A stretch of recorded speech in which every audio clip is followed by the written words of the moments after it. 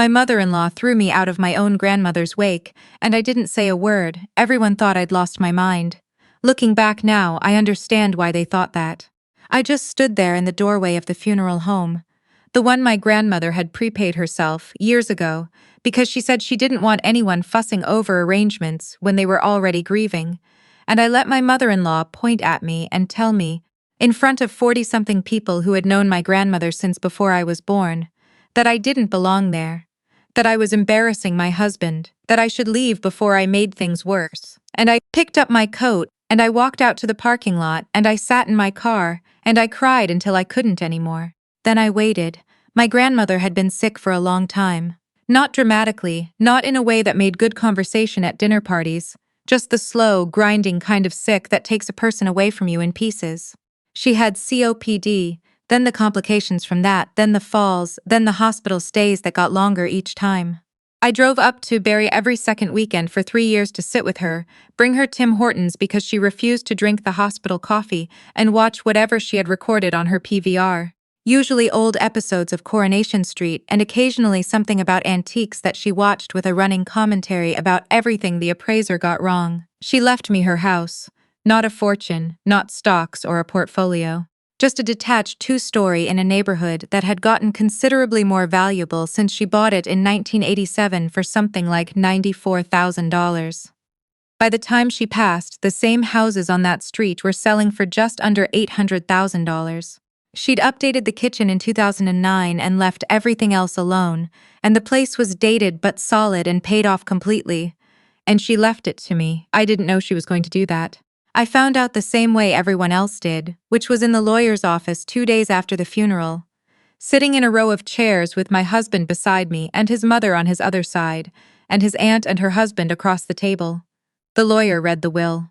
My grandmother left small amounts to a few cousins she was still in touch with, her jewelry to her sister who lived in Kelowna, and the house to me. My mother-in-law made a sound like she'd been struck. She didn't say anything right then, in the lawyer's office. She was too composed for that, or maybe too shocked. But I watched her grip tighten on her handbag, and I watched my husband look at the table, and I felt something cold settle into the space between my shoulder blades.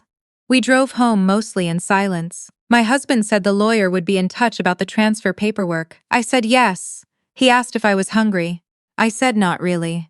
We had leftovers from the day before, and we ate them in front of the television and didn't talk about it. His mother called that night. I know because I heard his half of the conversation from the other room, and his half consisted almost entirely of I know and I understand and I'll talk to her. He came back and sat down and looked at me with an expression I hadn't seen on him before. Something careful. Something that was trying to be kind but was also bracing for impact. And he said that his mother felt it wasn't appropriate, given that my grandmother and his family had had a long relationship, that the house should go to someone outside the family. I remember looking at him for a long moment. I am family. He said, you know what she means. I did know what she meant. I had always known what she meant, from the first Christmas I spent with his family when she'd ask me, with genuine curiosity, what Ukrainians typically brought as hostess gifts, as though I had been delegated as some kind of cultural ambassador, as though my being the only person at her table who hadn't grown up in her neighborhood was something that needed to be acknowledged and sorted before we could proceed. I knew what she meant when she asked me how I found the winters here, as though I hadn't grown up 4 hours away in the same province, in the same climate, experiencing the same February.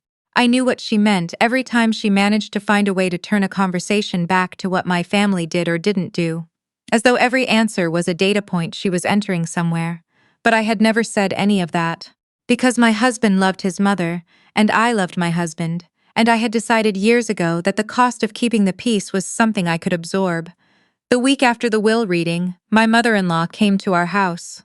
She came on a Tuesday afternoon when she knew I was home, because I worked from home 3 days a week and she knew my schedule better than I would have liked. My husband was at the office. She rang the doorbell and I let her in because she was my mother-in-law, and what else was I supposed to do?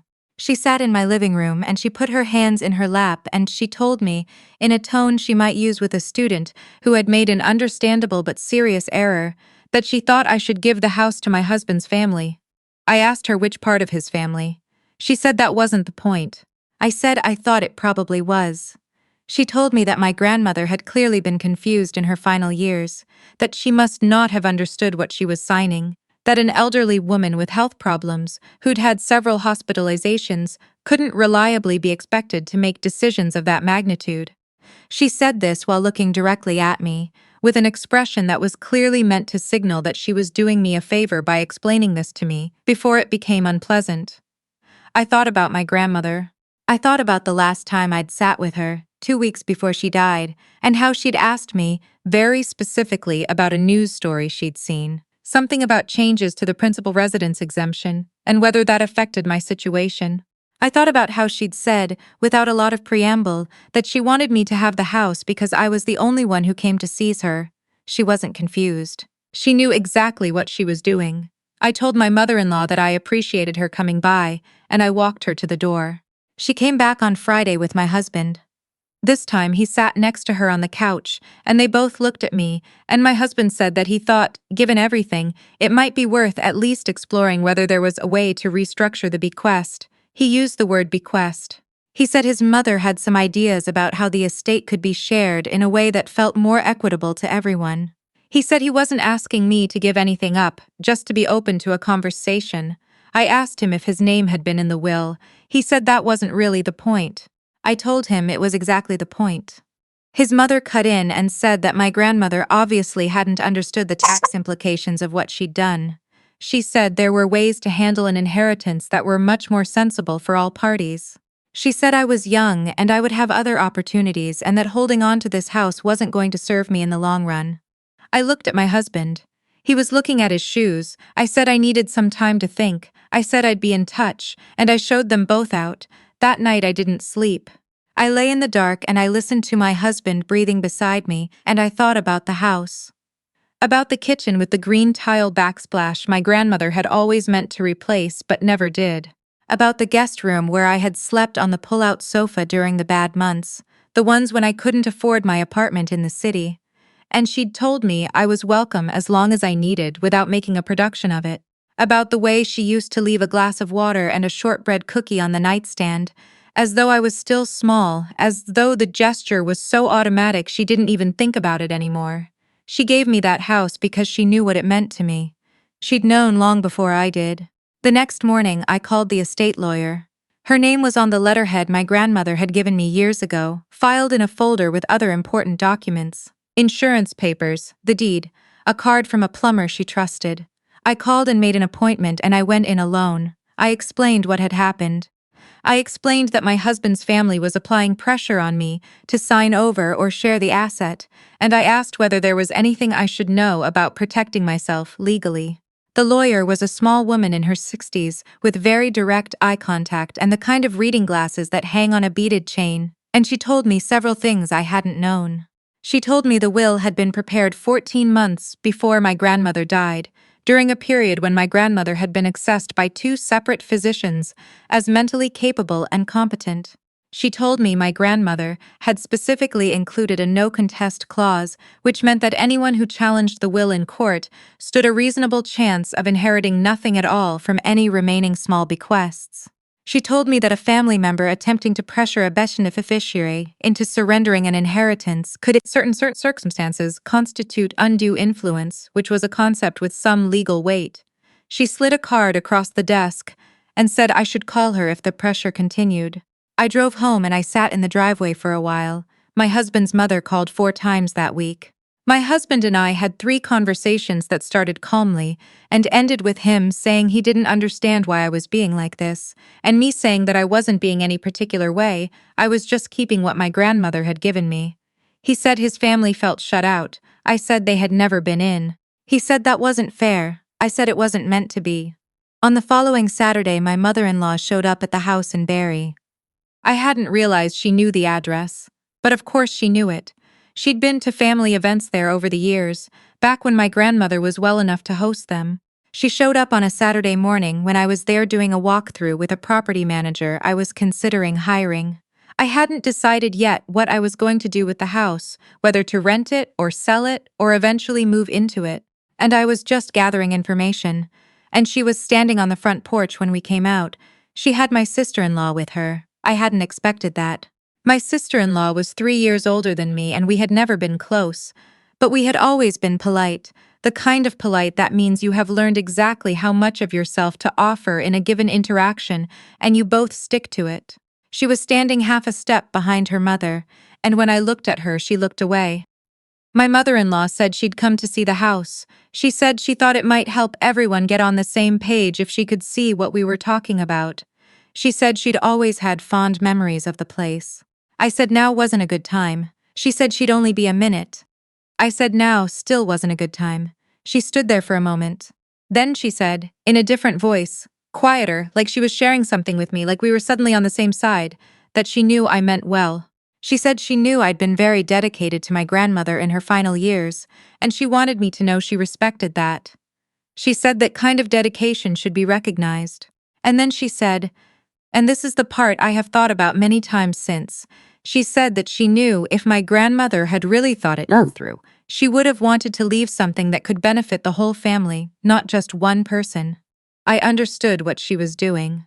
She was trying to make me feel like giving in was actually a generous impulse. She was trying to turn the surrender into a virtue. I thanked her for coming and I said I would pass her thoughts along to my lawyer. She stopped. She said, "Your lawyer?" I said yes. There was a long pause. She said she didn't think that was necessary. She said this was a family matter. I said the law didn't tend to make that distinction. She and my sister-in-law left. The property manager, who had been standing slightly to the side during all of this, said nothing until they were back in their car, and then she said, simply, "Good for you," and went to write up her report. My husband came home that night, and he was quiet in a way that was different from his usual quiet. He went to the kitchen and poured himself a glass of water and stood there drinking it for a long moment, and then he said his mother had called him. I said I imagined she had. He said she felt humiliated. I said she'd shown up uninvited to a house that wasn't hers, and if she felt humiliated, that was a conclusion she'd reached herself. He set the glass down. He looked at me and he said, "Why are you doing this?" I said, "I'm not doing anything. I'm keeping a house my grandmother left me." He said it wasn't about the house. I said I agreed. It had never been about the house. He didn't respond to that. He went upstairs. I sat in the kitchen for a while and I thought about what my grandmother had said to me the last time I saw her, 2 weeks before she died. She'd been tired, which she usually was by then, and she'd said it almost in passing, almost like it was an afterthought. "I want you to know you don't owe anyone a version of yourself that makes them comfortable." I hadn't understood, at the time, why she said it then. I understood now. I called the lawyer the next morning and told her the situation had escalated. She told me that she had already flagged the file, as she'd anticipated there might be complications, and that she had something she'd been waiting to share with me. She told me that my grandmother had left a letter. Not as part of the will, just a private letter, sealed and addressed to me, that my grandmother had asked her to hold and forward to me directly if anyone contested or challenged the inheritance. I went in that afternoon. The letter was 2 pages, written by hand in my grandmother's very particular handwriting, small and even, the kind of handwriting that comes from learning to write when paper was expensive. She talked about the house. She talked about what it meant to her to have it, to own something outright, to have a place that couldn't be taken away. She talked about watching me during those years I came up to see her. And she said she knew what I was carrying, and she knew I was doing it without complaint, and she wanted me to have something that was entirely mine. She also wrote, and I had to stop and breathe after this part, that she had seen how certain people treated me, and she was not impressed, and she'd been not impressed for years, and this was her small way of making sure at least one thing in my life was settled in my favor.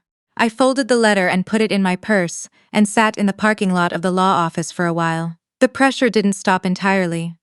My mother-in-law sent me a lengthy email in October, several months after all of this, laying out what she described as a reasonable proposal for the house.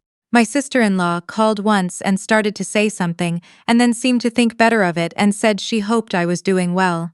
My husband and I had long, difficult conversations that didn't always go anywhere productive, but nothing escalated beyond that. I had mentioned the phrase undue influence to my husband, quietly, without making it a threat, and I think he understood what it meant. I think he understood that there were edges here that his family didn't want to fall over. I transferred the title to my name in December. The property manager found tenants in January, a couple, both teachers, who said they loved the kitchen even with the green tile. I said I did too. My husband and I are still working through things. I won't pretend that's simple. Some of what this year uncovered about his family, and about how much of it he'd been willing to overlook, isn't something that goes away quickly. But we're still talking, and he has said, more than once, that he should have stood beside me from the beginning. I think he means it. I also think meaning it and doing it are different skills, and he's still learning. I think about my grandmother often. I think about how she did everything on her own terms, quietly, without making a fuss about it. How she paid her bills on time and kept her own counsel, and never once asked anyone for permission to make a decision about her own life. How she prepared for this, not for the fight but for the outcome she wanted, and how the letter waiting in the lawyer's office was her way of making sure I didn't walk into it alone. She saw me before I knew how to see myself, and in the end the house is mine, green tile and all.